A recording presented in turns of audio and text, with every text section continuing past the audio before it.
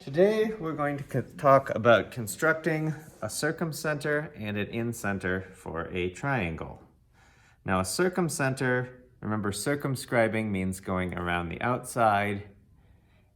Inscribing means going on the inside. So circumcenter is circumscribing a circle around the triangle. Incenter is going to be a circle in the triangle.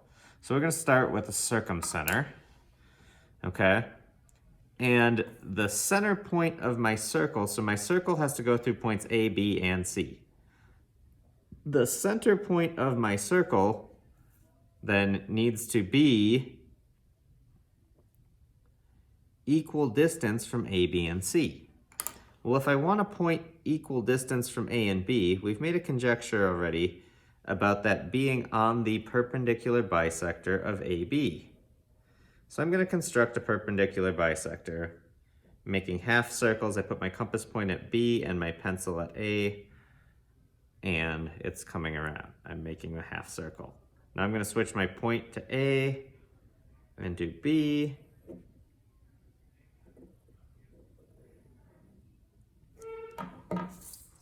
Now I just take my straight edge and I connect the 2 points from my half circle. Okay, that is one perpendicular bisector. I'm now going to go ahead and do BC. So I've got my compass point at B, I make my half circles.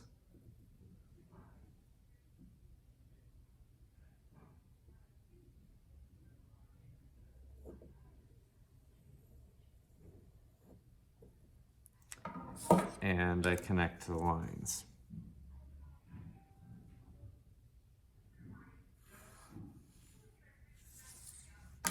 And finally, I will do AC. I'm adjusting my compass so that I'm on both ends.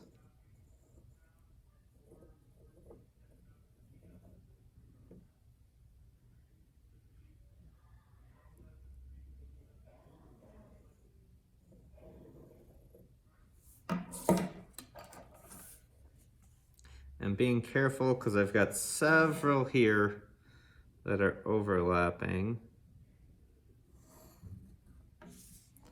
And I'm not perfect here. These should intersect all at one point. I'm gonna go with the middle of it's going to be pretty good, kind of the middle of my little triangle. My three perpendicular bisectors should intersect perfectly at a point.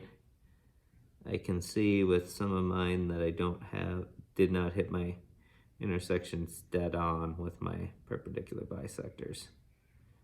So, but when I make this, I should be able to put my compass point at my point where the three perpendicular bisectors meet and draw a circle.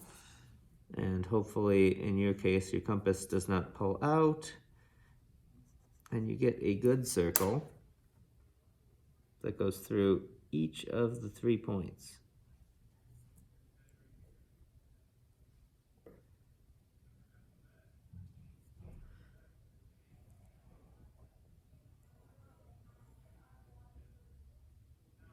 Okay, mine hit all 3 points. I'm right on A here, and I'm going to draw it again. Try to make it a little darker.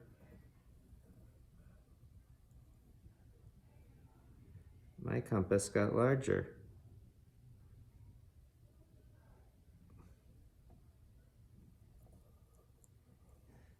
So it's really important when you're drawing these not to accidentally bump the part that makes it larger.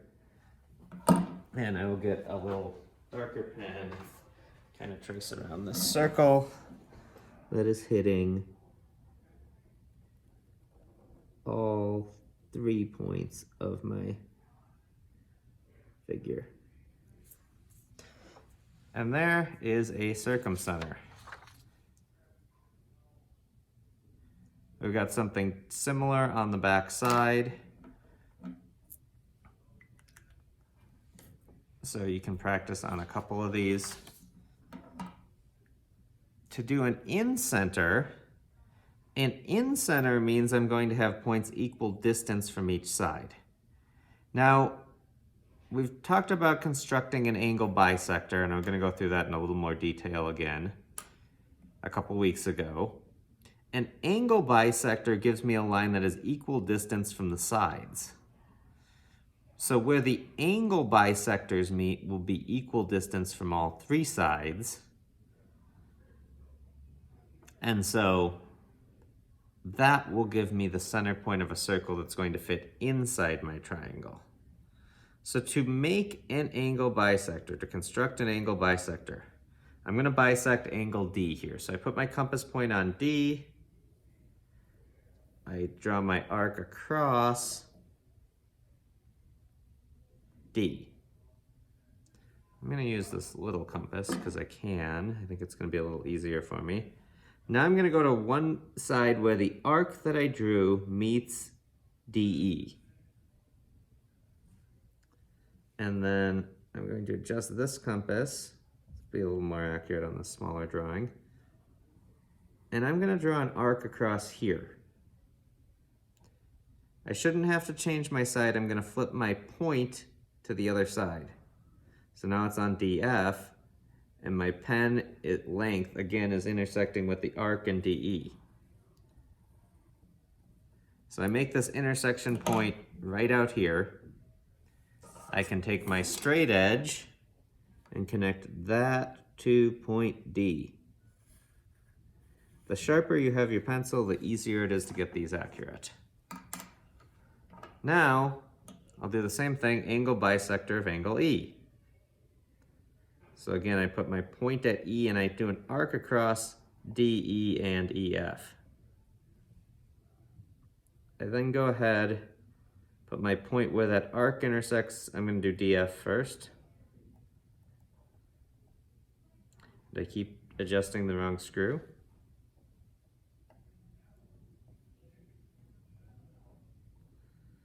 I'm going to go across here to DE to where the arc meets DE. Draw an arc out here. I'm going to switch the compass point while keeping the distance constant.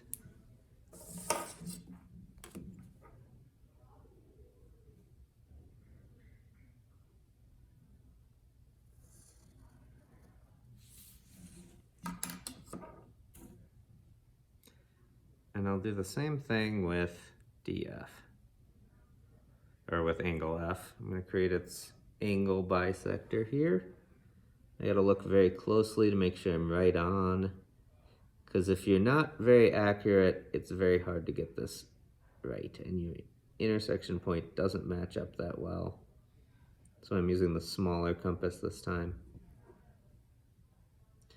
See if I can get my intersection point to match up really well.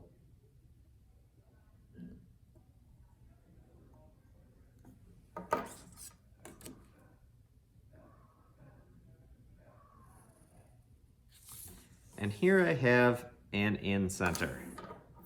This point, now the trick here, and this is a bit of a trick, I need to, where it's going to intersect and be inside, I need it to be on the line where it's perpendicular, otherwise it'll not stay inside.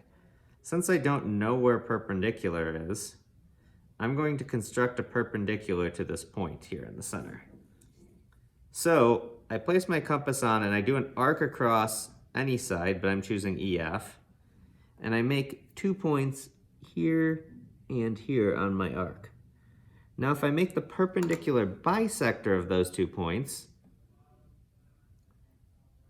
it will go through my incenter point. I'm going to make my compass a little bigger. I'm going to go from one side to the other with my perpendicular bisector. It's just one of the safer ways to do it.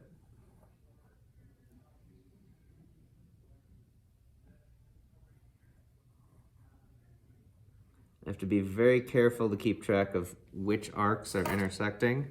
So this was the ones I just drew, and the one on the outside is.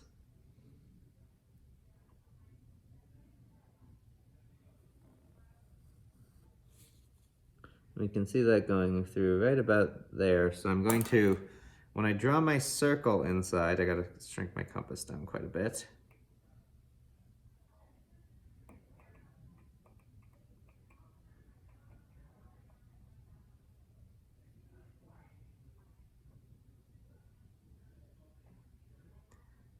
I want to be point on the incenter and then here right on the perpendicular will give me a circle that's going to hit all three sides. So it's actually going to be tangent. The word tangent for hitting without crossing. I'm going to make that darker again here.